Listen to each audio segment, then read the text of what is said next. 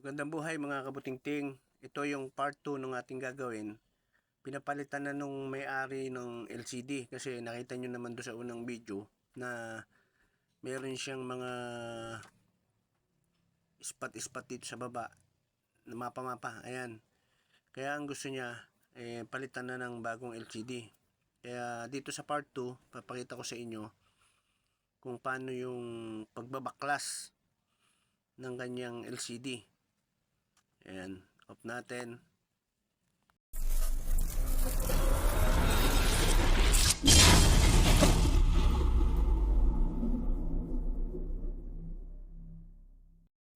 Ito yung Samsung Galaxy Tab A7 Lite. Ayan.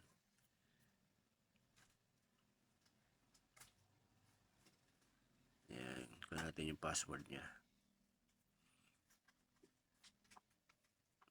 Ayan, off natin. Tapos, babaklasin natin yung kanyang LCD. Napakanipis kasi nitong frame niya. Ayan, sa gilid. Try muna natin ditong curve. Ayan, paikot. Pero, ang gagawin natin, tanggalin muna natin yung kanyang SIM tray. Ayan. Kasi, kailangan matanggal natin yung cover nung ating yung back cover natin. Tatanggalin natin yung mga flex ng LCD, flex ng battery. Yan. Kaya ayan o, paikot. Ayan. Tatanggalin muna natin yung kanyang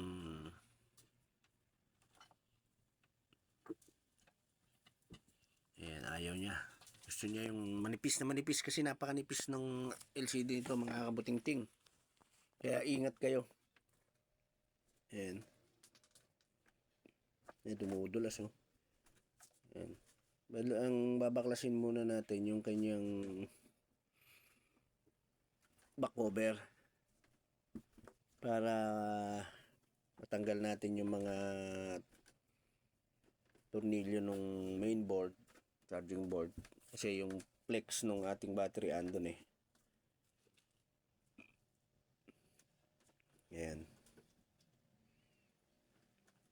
Susunod natin dito yung kanyang LCD. Pagka natanggal na natin yung kanyang mga tornilyo, bali ayan, pangalawang bukas na natin to kasi nung una yung nilinis natin, ito yung water damage, kaya tatanggalin ulit natin yung mga tornilyo para ibalik natin yung bagong LCD mamaya. Siguro para hindi tayo masyadong humaba, ang gagawin natin part 3 na yon, yung change yung LCD. Pero titingnan natin kung kakayanin kasi ito video na to 17 minutes na to, bali 18 minutes na nga eh, 17.55 seconds. Hindi ko alam kung hanggang saan tong video na to, kung dun sa pati pagkakabit na. Pero ito yung video na to sa pagbabaklas nung ating LCD. Ayan, magka kayo magbabaklas, ito kasing nandito sa dalawang gitna na yan, to sa LCD yan eh. Tatanggalin din natin yung battery kasi nakailalim. Kaya yan, yung kulay itim na yan, iaangat nyo yan. May dikit sa ilalim yan eh. Ngayon, halimbawa, tulad yung nangyari na yan, naputol. Ang gagawin nyo na lang, lalagay nyo na lang siya ng electronic thinner para maiangat nyo siya na hindi siya mabibend. Lalambot kasi yung adhesive kapag nilagay nyo siya ng thinner. Ayan, electronic thinner. Ayan, kuha kayo ng, ang gagawin ko dyan, ito na lang gagamitin ko. Ayan, iikot nyo siya ng ganyan, dahan-dahan. Manipis lang din yung dikit niyan eh. Hihilahin nyo siya, ayan oh. Ayan, tulad niya, naputol. Itong isa. Pag naputol din to, ayun gagawin, ayun, papakita ko nila sa inyo. Paikot. Lalagyan nyo na lang siya dito ng, sa gilid. Ayan oh, ng electronic thinner, paikot.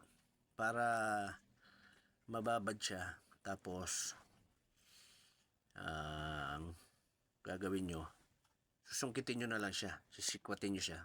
Pagka nababaran nyo na siya, ayan, sa ilalim, ayan, para pumasok to sa loob. Ngayon susungkitin natin. Ayan. Ayan, pagka ganyan, medyo kampayan, medyo matigas. Gagamit tayo ng card.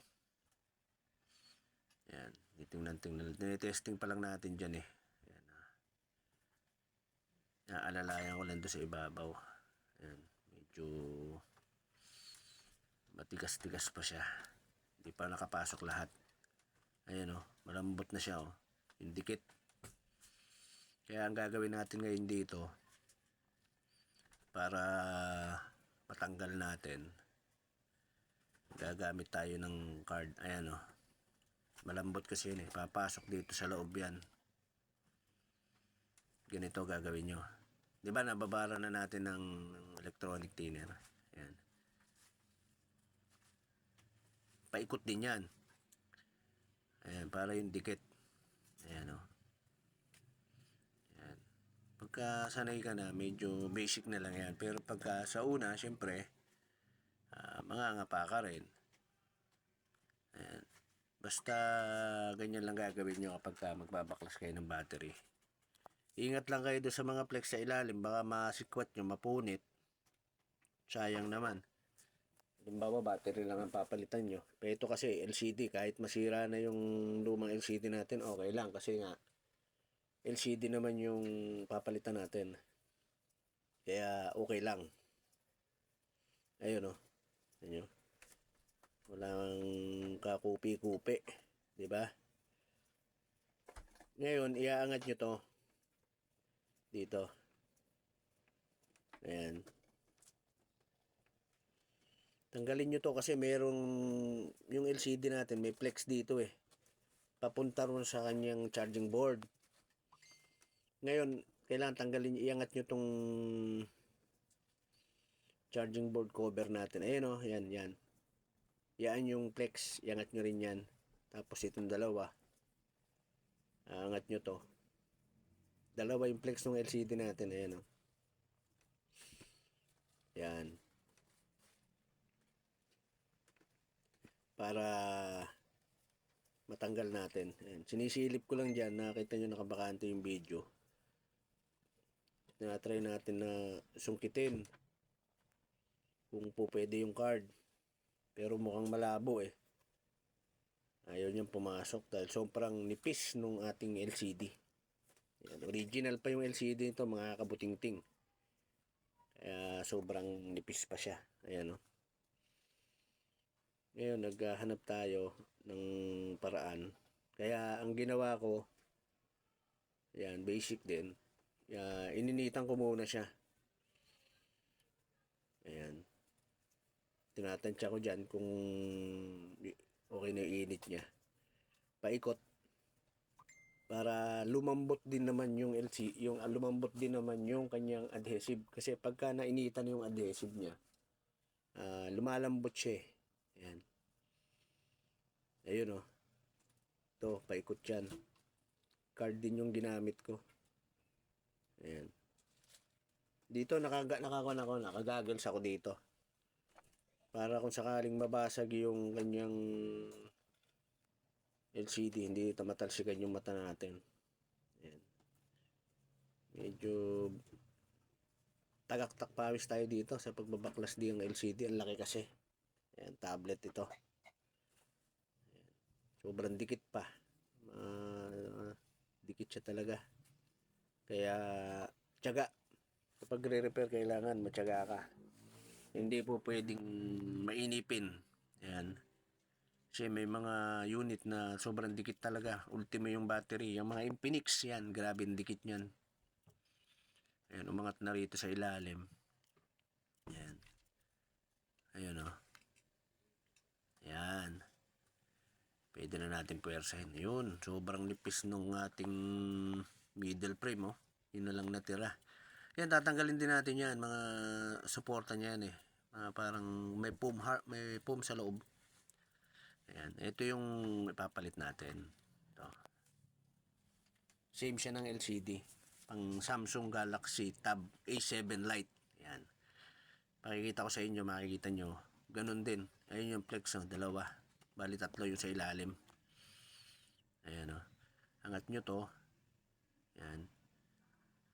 Para testing natin muna. Hindi muna natin ipipix dito yung ating LCD ha. Kasi kung sakali mang magkaroon ng problema, pwede natin siya ibalik doon sa ating supplier. Kaya ang gagawin natin dito, testing muna natin. Ayan. Bali, pasok nyo dyan.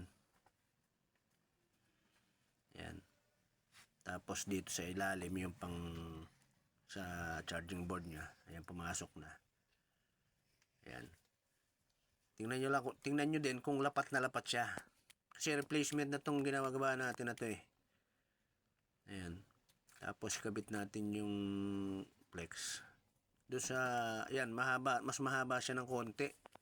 Pagka ganyan nakaangat siya, di ba? Panoorin nyo rin kung paano ko ilalim yan mamaya. Doon sa pagpipix naman ng LCD natin, kailangan lapat na lapat din yan eh. Ayan, nakaganyan, no? Ayan, tatanggalin nyo yung kulay asul na yan para mailapat yung mabuti. Ayan, papasok. Ganyan, no? Ganyan ang gagawin nyo. Total, trial pa lang naman to, kaya ipapatong muna natin. Ayan, dito yan, makakabit. Ganyan ang gagawin nyo. Sunod natin yung kanyang battery. Tapos, ilapat nyo mabuti yung flex ng LCD natin bago nyo ikabit yung battery. Kasi, pagka hindi nakalapat siya, may posibilidad na magkaguhit-guhit yan. May posibilidad na mag-touch, ghost touch yan. Kung ano-ano pa. Blinking, flickering. Kaya bago kayo maglapat ng battery, pag nag-testing kayo ng cellphone o gadget, nakalapat mabuti yung kanyang LCD flex. Ayan. Kabit natin. Tapos, isusunod natin, power on. Sabi nga nung sa Bluetooth, power on. Yan. Lalapat lang natin mabuti kasi ayan. Ayan on natin. Ayan. Pindot ako ng pindot sa baba. Sa taas nga pala yung power nito. Ayan, silipatin natin. Ayun, bumukas na Yan natin makikita ngayon, wala na yung kaninang mapa dun sa ilalim. Dahil bago na yung kanyang LCD. Yan. Kaya, titingnan natin ngayon, testingin natin kung functionally normal. Nagpa-function lahat yung buong LCD natin. Yan, paikot. Password. Yan, naglo-loading Mamaya, pakikita ko sa inyo. Kukuha kayo ng isang apps. Igagalaw nyo lahat sa buong screen na yan. Ganun ang tamang pagtitesting ng ating LCD. Ayan. Ayan Ayan. Testing pa lang natin dito. Medyo, ayun lang pala yung application kaya akala ko ayaw gumalaw. Pero, ayan. Halimbawa ito. Ayan nailipat natin. Galaw nyo. Pag ganyan. Ayan nakikita nyo may mga dot kung saan tumatama yung ginagalaw kong apps. Nagda-dot siya. Ibig sabihin, okay yun. Pagka ganon, paikot. Ayan, ganyan ang gagawin yung pagta-testing.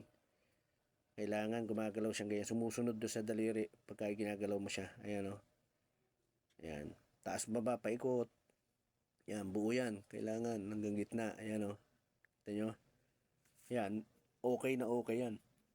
Pagka ganyan. Yan Testing ng volume. Testing ng camera. Testing ng apps. Calculator. Yan yung mga itetest nyo dyan kung nagpipindot siya ng maayos. Kaya kailangan testingin nyo mabuti. Ayan, calculator tayo. Ayan kung ano yung pinipindot ko, yun yung lumalabas. Okay siya. Normal. Good siya. Yan. Pwede yung tingnan doon sa halimbawa sa camera, testing nyo sa camera kung back saka front gumagana. Ayan o. Ayan, dial tayo. Ayan o. Okay na, okay siya. Kung ano yung pindutin, 0, halimbawa, ayun o. 2, 5, malabas siya. Kailangan ganun yung lalabas, hindi yung parang nag-ghostas siya. Ayan, okay na okay yung ating na ipalit na LCD. Ayan. Okay. Ngayon, doon sa third video natin, ang ipapakita ko naman sa inyo ay kung paano, ayan o, yung camera niya. Pagdidikit naman, ayan o. Ayun, yung camera kong ginagamit sa pag-video, nakita. Okay. Magagamit na nung may-ari. Ngayon, ito naman ang gagamitin natin. Ipipix na natin yung ating ginawang LCD. Pinalitan. Kaya, gagawin nyo ganito. Yan. Tanggalin nyo lahat yan. Tapos, tabi nyo yung LCD dahil mahal yan. Dito, yan, paikot na yan. Bago kayo maglapat ng LCD, lilinisin nyo yan. Ito. Gumamit kayo ng tweezer, matulis. Paikot. Para yung mga naiwang adhesive, yung mga naiwang dikit niya, matanggal. Para pagka inilapat nyo yung bagong LCD, ayan, hindi siya nakaambok, nakabukol. Ayan, paikot yan. Tapos lilinisin natin mabuti yan bago natin ilapat yung bago nating LCD. Ayan, pinakikita ko sa inyo para step by step makita nyo. Ayan. Kaya dun sa mga nakapanood ng aking video, please subscribe and click mo ang notification bell, like and comment. Pwede ka magtanong at sisikapin nating masagot lahat ng inyong mga katanungan.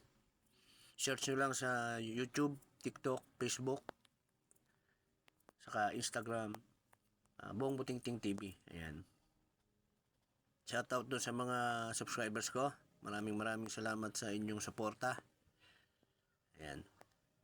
Linisin lang nating mabuti para yun. Pagka nakot-kot nyo na, babrasin yung ganyan.